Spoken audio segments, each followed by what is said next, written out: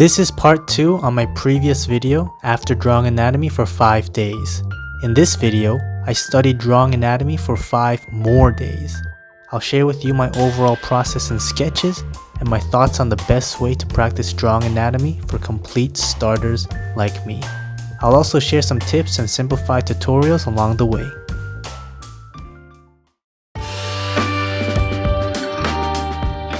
I continued drawing muscle anatomy on day 6. I drew from reference, searching reference poses muscles on Pinterest. I drew from real people, so I didn't have to worry about the anatomy being incorrect. While I was drawing muscle anatomy, I wasn't trying to memorize all the muscles. I was just getting familiar with the shapes and forms of the muscles with repetition, slowly gaining knowledge on how the human body looked as a whole. I didn't memorize all 600 muscles, but I found a similar form and flow of the torso, arms, and legs. The best way to learn muscle anatomy is not by watching tutorials. It's by drawing from reference, getting used to the shapes of the muscle, getting used to drawing the shapes. When I tried watching tutorials, I couldn't start due to the countless number of muscles and their complex names. I thought to myself, I have to learn all that knowledge on muscle, and then I had to practice what I learned drawing them. Just thinking about the process was a stress to me, but flipping this around, drawing first and then watching tutorials on my own interest to learn more, was more fun and less stressful. The main goal being to draw better, I drew. So I got my pencil to paper first, and I started to progress. You could see for yourself on my previous video. I wasn't that good at the beginning on my first 3 or 4 days, but I was slowly getting better, and that joy of accomplishment was more than enough to keep me going. A tip I used on getting my pencil on paper was to watch YouTube with my sketchbook and pencil with me. I drew on my sketchbook when I got less entertained, or if the video I was watching was getting boring. And once I started drawing, I found myself having fun sketching. On day 7, I started drawing hands. Having zero experience in hand anatomy, I started by watching a few short tutorials on how to draw hands. I had enough patience to learn how to draw a hand, and I was able to break down the hand into simple shapes. Draw a fan shape for the palm of the hand. Draw the joint with a sphere and connect it to the forearm. Then draw a triangle to complete the shape of the palm. Now for the fingers. A finger is made of cylinders that are flat on the back of the hand and get round on the last chunk. Draw your thumb in 2 chunks and the rest of the fingers in 3. The middle finger is the longest and the rest gets shorter from there. Draw some visible wrinkles, and that's it for the palm of the hand. Now for the back of the hand. Draw the same shapes you drew for the palm of your hand and connect it to the forearm and joint. The back of your hand's area, where the fingers are, is actually smaller compared to the palm.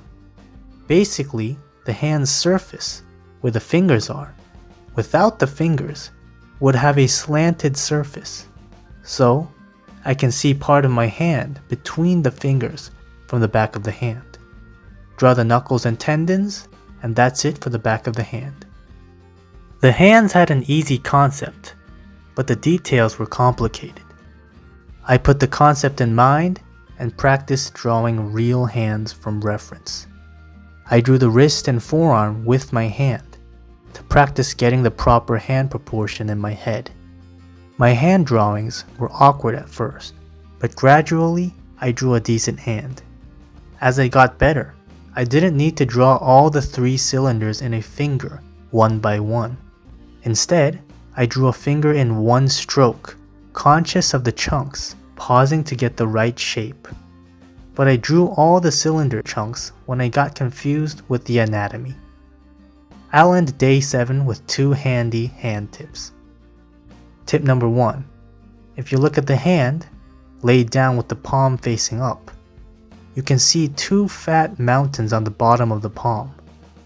The mountain closest to the thumb is the highest and fattest mountain. Tip number 2.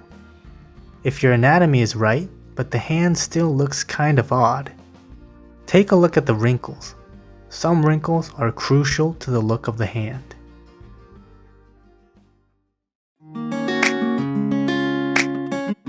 Day 8. I drew feet. I always had trouble on feet. On my previous sketches, some feet looked like feet, but some were really weird. The shape of a foot was too new to me, so just like hands, I watched tutorials on how to simplify drawing feet. There were actually a lot of cool ways to draw feet, and all these YouTube videos helped me a lot on understanding the form of feet. I thought drawing feet would be the hardest body part to draw, but it was actually the easiest. Basically, a sphere and 2 mountains are all you need to know. First, draw the ankle and calf. Then draw your heel slightly out as a sphere. This is the back of the foot. Now for the front of the foot, draw a triangle starting from the center of your ankle. This is your tall mountain. Then draw a shorter mountain with an arch. The heel and 2 mountains have similar horizontal length. The pinky toe is placed a pinky toe length out of the arch. Likewise, the big toe is placed a big toe length out of the arch. For the toes, draw the big toe in an egg shape. Leave a little room, and the rest of the 4 toes can be drawn in the shape of stairs.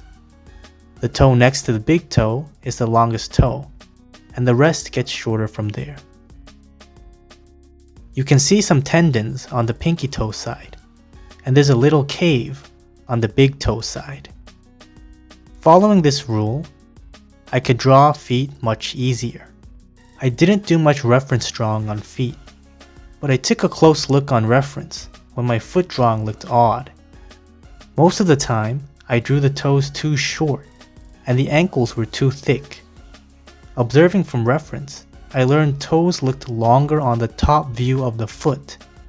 Just like hands, the top of the area of the foot was smaller compared to the sole of the foot, making my toes look longer.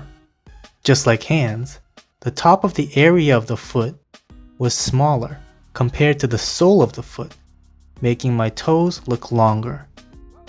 Correcting my drawings through reference, I drew longer toes and thinner ankles.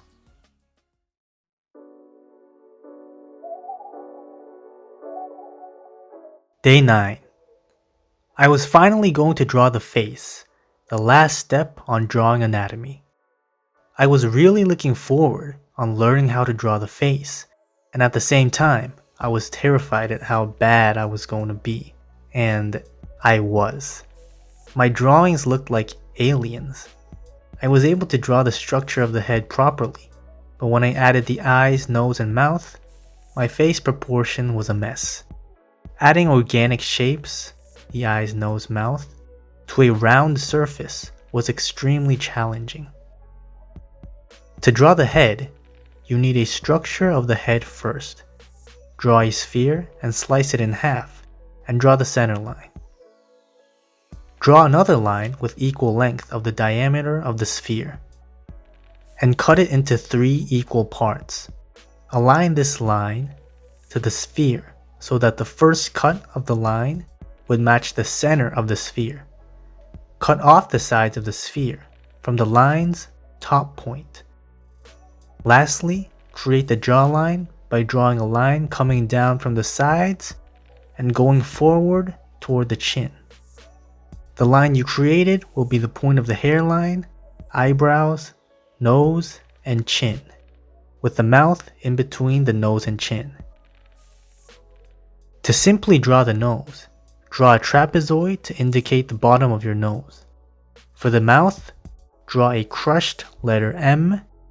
For the center of the lips, a smaller crushed M for the upper lip, and a line to indicate the bottom lip. Draw the eyebrows, and just below the eyebrows, draw your eye sockets. Draw your eyes inside the sockets with 3 lines for the top and 2 lines and 1 short line for the bottom. Draw 2 circles indicating the iris and pupil. The eyes should be 1 eye's width apart, and the inside ends should align with the nostrils. Then draw the ears with 2 curves and a point sticking out in the center.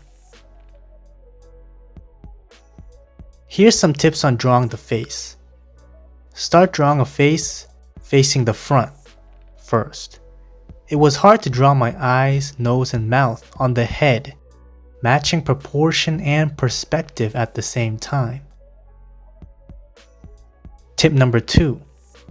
When drawing the eye, remember that the eyeball is inside the socket, so not all of the circle would be shown. Drawing my eyeballs in complete circles would make my face's expression look surprised or startled. Instead of circles, I noticed most faces had eyes looking like bowls, due to the eyelids covering the top part of the eye.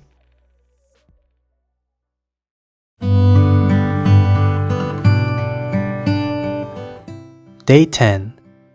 I continued drawing some faces.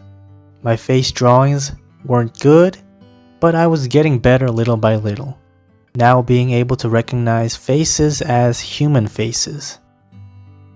Except this one, and this one, and this one too. Knowing the basic concept on how to draw the face, I challenged myself to draw some of my favorite actors, and this was fun to do. At first, I was drawing a whole different person, but as I progressed, I could see a little bit of the person inside my drawings. That was pretty cool. If you were the type of person to only draw trees and mountains, which was, by the way, me 2 weeks ago, I hope you got something out of my anatomy drawing journey. If you're a starter in art in general, you too can draw anatomy. I hope this video and my previous video gave some sort of a guideline to follow. Use my tips and avoid the mistakes I made. Now, I'm going to continue my exciting journey on drawing anatomy. Enjoy yours too. Let's get better together. Take it easy.